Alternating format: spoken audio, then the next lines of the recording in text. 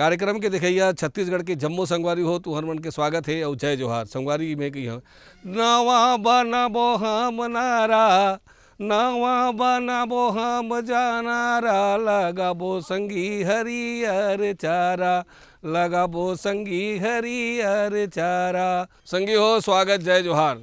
संगवारी हो आज हम आप मन ला अपन कृषि दर्शन के जो कार्यक्रम है तेमा हरियर चारा के उत्पादन कैसे करे जाए यही विषय में जानकारी देबो। संगी हो तुमन जानता हो कि जो कृषि दर्शन के जतका कार्यक्रम रहते तेन हमार छत्तीसगढ़ के जो किसान है तेखर मन के आर्थिक स्थिति सुधरे, ओखर मन के खेत खार के जो स्वास्थ्य है तेन सुधरे और मन हर प्रकार से लाभ होए, यही उद्देश्य ले करके दिखाए जाते। संगी हो तो संगी हो तुमन जानते हो कि हरियर चारा एक ऐसी चीज़ है जेन अगर कहीं ओला हमन गाय गरुआ खवाबो तो समझ लो गाय गरुआ बर खीर है।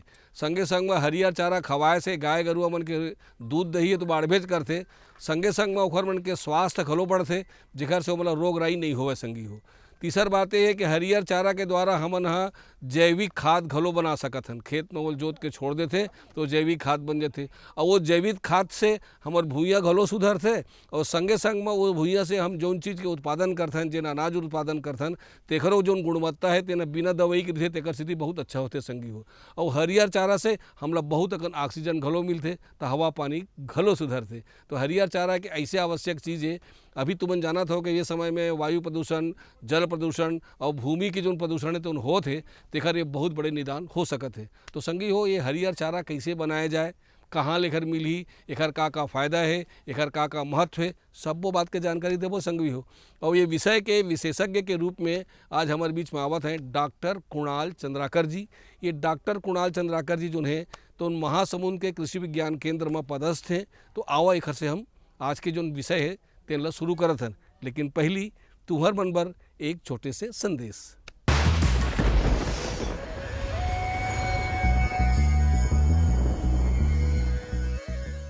सरसों का महत्व इसलिए अधिक है क्योंकि इसमें जो है तेल की मात्रा 30 से 48% पाई जाती है, जिस तेल का उपयोग हम खाद्य रूप में, ग्रीस बनाने में, साबुन बनाने में कर सकते हैं और इस सरसों के बीज का उपयोग हम मसालों के रूप में करते हैं।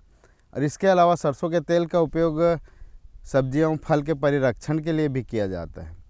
अब हम ये देखेंगे कि छत्तीसगढ़ की जलवायु सरसों के लिए उपयुक्त है कि नहीं। छत्तीसगढ़ की जलवायु सरसों के लिए अति उत्तम है क्योंकि यहाँ 18 सर्दियों में रबी की फसल के समय सर्दियों में 18 से लेकर 25 डिग्री सेल्सियस तक तापमान होता है, जो कि सरसों के उपज के लिए बहुत ही अच्छी होती है।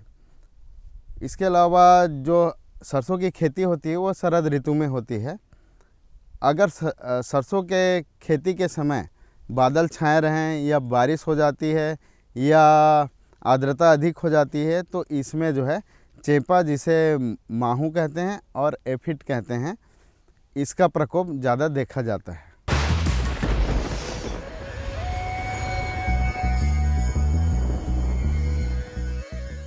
संदेश के बाद संगी हो तो हर मन के मैं फिर से स्वागत करत हूँ जय जोहार। अब आओ अब मैं सबसे पहले ये पूछता हूँ कि ये हरियर चारा का चीज़ आए, एक दूसर हमार जो छत्तीसगढ़ के जलवायु है तेखर बर ये हरियर चारा उपयुक्त है कि नहीं, यहाँ मखर उत्पादन कर सकथन कि नहीं कर सकन, और ये हरियर चारा के महत्व का है, का फ़ायदा है, गिला पहली पूछा था। संगी हो आवा देखथन हमारे आज के जो विशेषज्ञ जी है तो उनका बताते। हमारा जो छत्तीसगढ़ प्रदेश है वो पशुपालन इसका एक प्रमुख व्यवसाय है और दुग्ध उत्पादन करते हैं किसान भाई, और जो काम वाले पशु हैं उसको भी किसान भाई खेती बाड़ी में उपयोग करते हैं। और इनका जो भोजन है वो सूखा और हरा चारा दोनों प्रकार का होता है। और सूखा चारा तो किसान भाइयों को वर्ष भर उपलब्ध हो जाता है। धान का पैरा, गेहूं का भूसा, विभिन्न प्रकार की जो दलहनी और अदलहनी फसलें हैं उसकी जो खलियां हैं और उसकी कट्टी के रूप में किसान भाई उसको खिलाते हैं। एक जो समस्या किसान भाइयों को आती है, हरा चारा वर्ष भर उनको उपलब्ध नहीं हो पाता। उसके लिए हमारे पास बहुत सारे विकल्प हैं और अलग अलग मौसम में हम इनको लगा सकते हैं।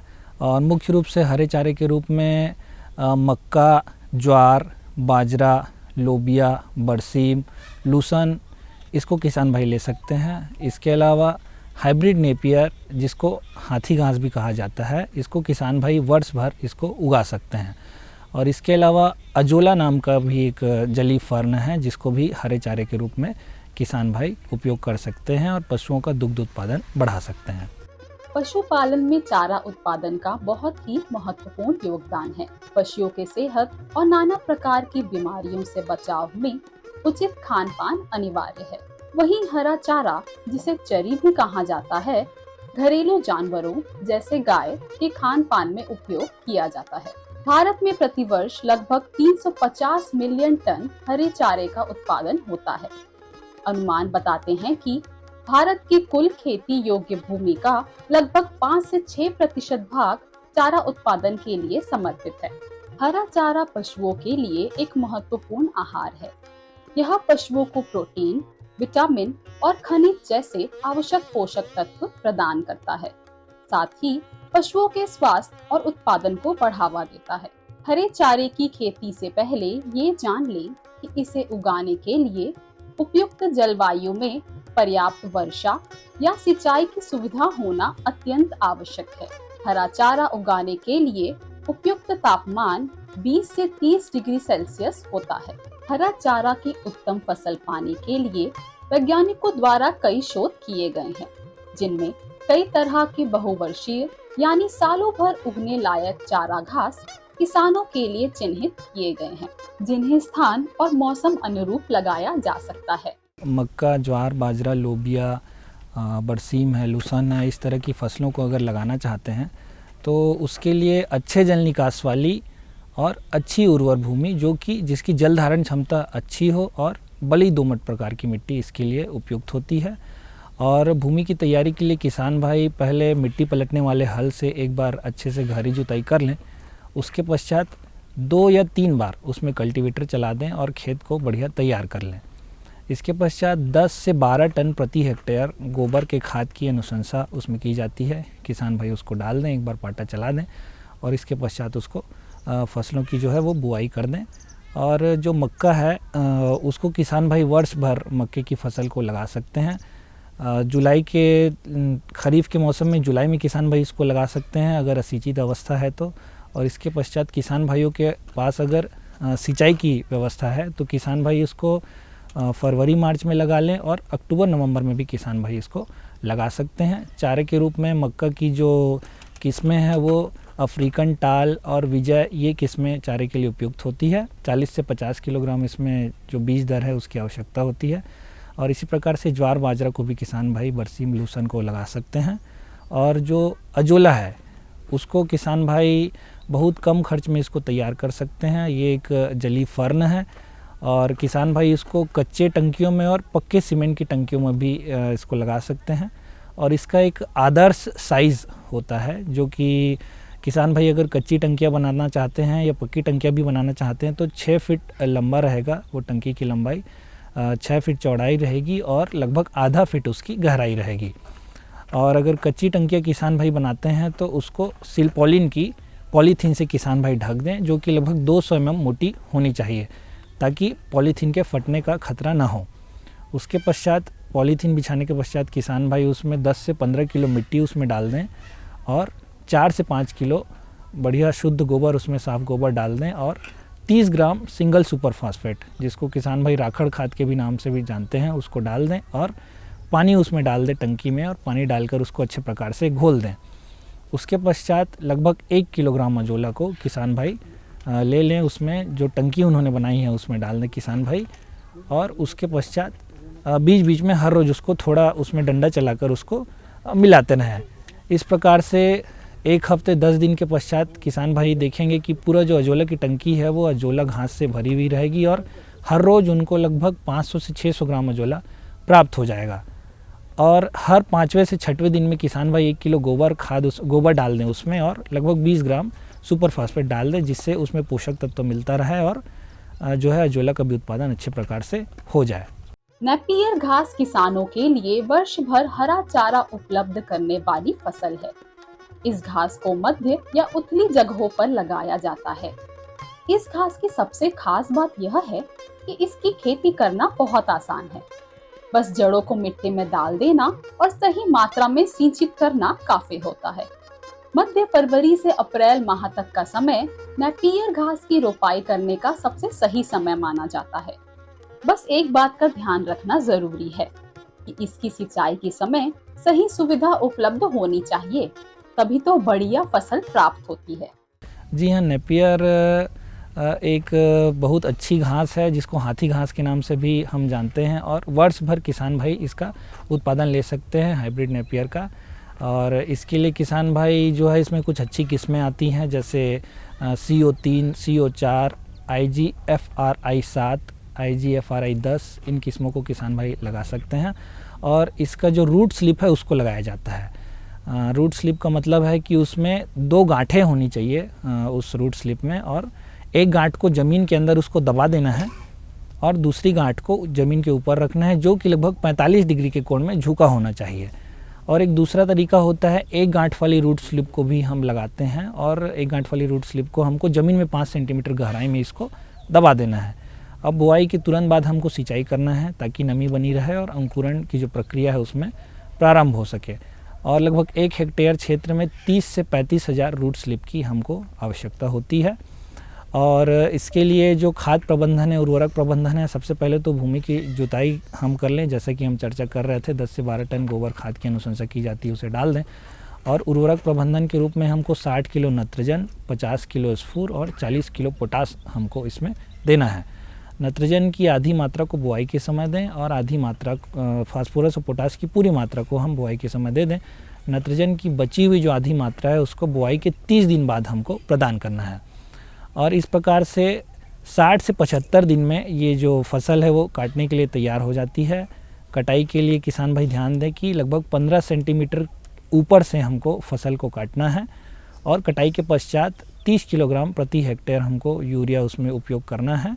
और यूरिया उपयोग करते समय थोड़ा गुड़ाई किसान भाई उसमें कर दें ताकि यूरिया उसमें पोषक तत्वों को मिट्टी अच्छे प्रकार से अवशोषित कर पाए।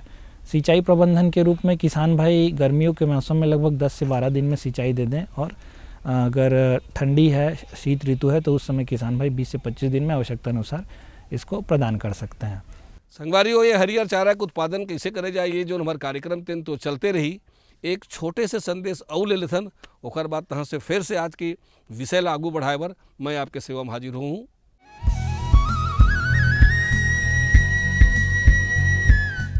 मेरे साथ बोलो ए बी।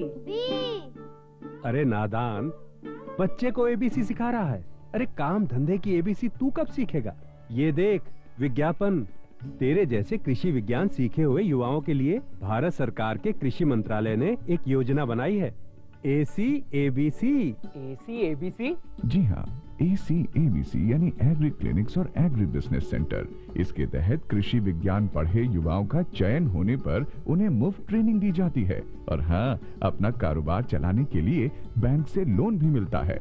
इसके साथ ही अगर युवा अपने इलाके के किसानों की खुशहाली के लिए उन्हें खेती बाड़ी व अपने कारोबार से जुड़ी लाभदायक जानकारी देते रहेंगे तो उन्हें लोन पर 36 से 44% तक की सब्सिडी भी मिलेगी। तब तो मैं जरूर सीखूंगा काम धंधे की ABC। शाबाश, चलो अपनाएं स्वरोजगार, खेती में हो विकास अपार। सहकारिता के बल पर विकास के लिए उठे कदम, जन सहकार की ताकत लेकर आगे बढ़ते जाएं हम। जन जन ने इस क्रांति में है विश्वास जगाया, हम सब ने मिलकर विकास का परचम है फहराया। सहकारिता है अपने विकास की पहचान, नए दौर में सहकारिता ही भारत का अभिमान। कृषि मंत्रालय भारत सरकार द्वारा जनहित में जारी। गांव-गांव और शहर शहर में बात चली, राष्ट्रीय बागवानी मिशन की लहर चली। आसान हुआ अब फल फूल मसाले उगाना, नर्सरी लगाना और जैविक खेती अपनाना। अब हुआ तकनीकी प्रशिक्षण पाना आसान, विपणन के लिए भी है सहायता के प्रावधान। अधिक जानकारी के लिए जिला बागवानी अधिकारी या राज्य बागवानी निदेशक से संपर्क करें। राष्ट्रीय बागवानी मिशन, जीवन संवारे, खुशियां फैलाए।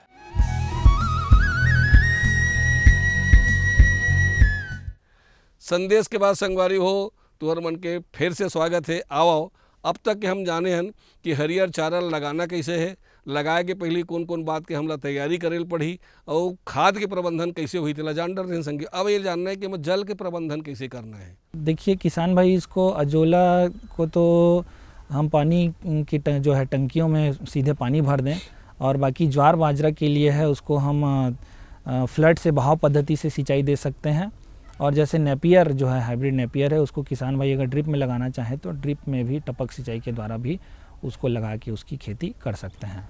तो संगी हो जल प्रबंधन देखें उन बताइन है कि ओमा जो उन्हें तेमा हम दो पद्धति से पानी दे सकत हन। एक तो टपिक तरीका से दे सकत हन और दूसरा तरीका ये है कि हम पहाटा खलो दे सकत हन। और अजोला बरे है कि पानी बढ़िया साफ सुथरा रहे, एक हमला ध्यान रखना है। ओमा जो माटी डालबो तो उन्हें गंदा माटी मत होए, साफ माटी होए, ये दो बात के हमला विशेष ध्यान रखना है संगी।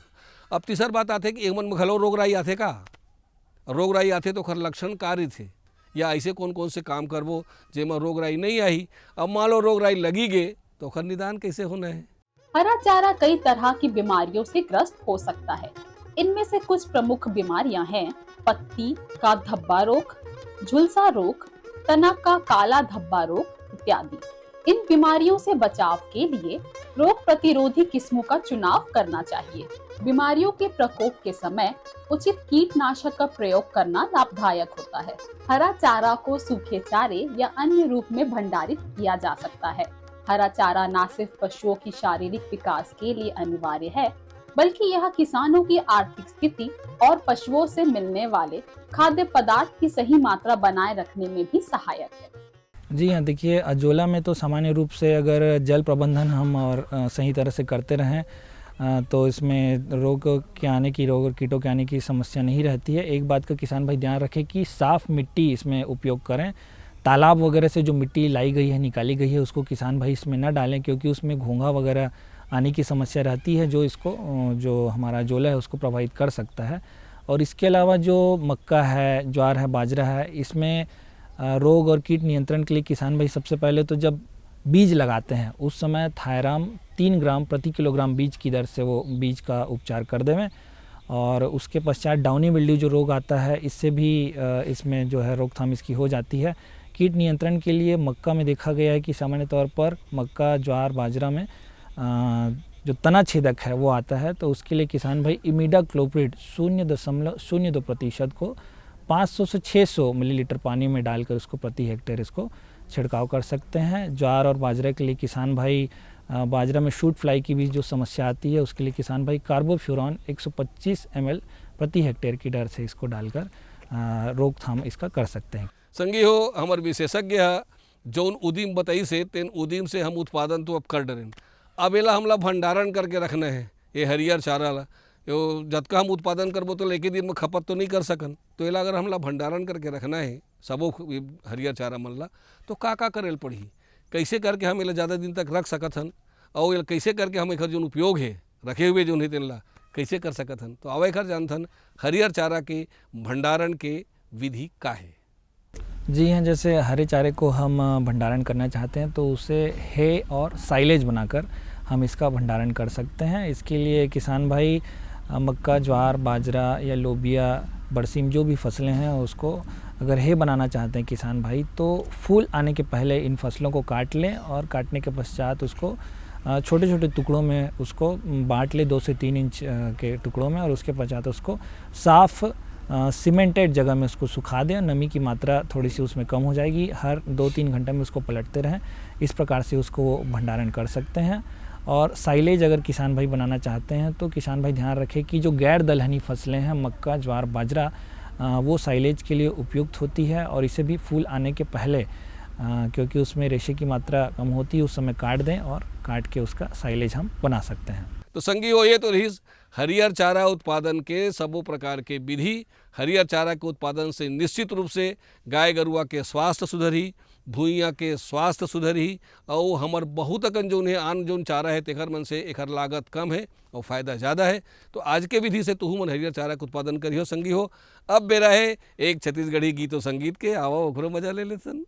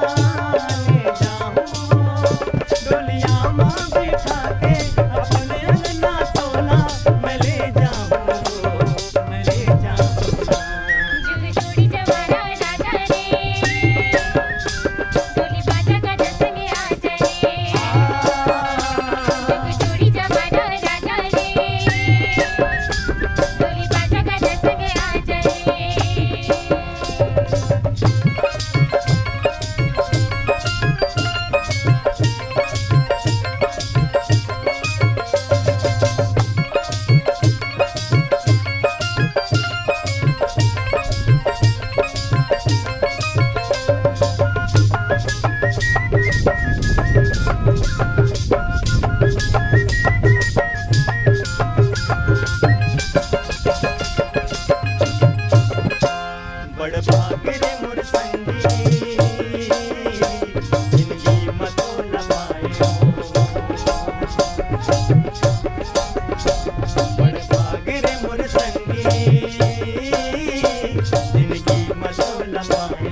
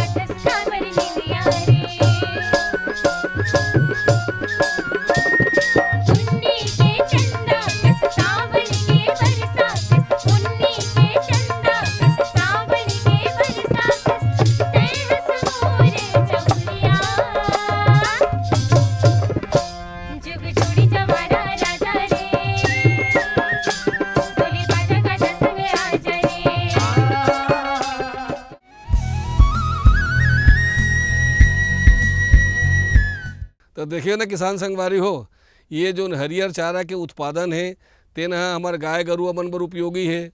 पोल्ट्री फार्म के जतका उत्पादन है मुर्गी वगैरह ओखरो मन बर उपयोगी है। ओमन बढ़िया स्वस्थ रही, ओखर मन के मांस अच्छा बनी, ए डहर दूध दही बाढ़ी, संगे संग में हमार जो जमीन है तो उनो स्वस्थ होही। और वो जमीन में ये खातू के उपयोग करके जो हम अनाज उत्पादन करबो तेकरो गुणवत्ता बहुत जोरदार रही। तो संगियो आज के बताए विधि से तुमन हरियर चारा के उत्पादन करो और फायदा कमाओ। नवा दरी बर एक नवा विषय लेके फिर आपके सेवा में हाजिर होबो। तलघर जम्मू संगवारी मल्ला, जय जोहार।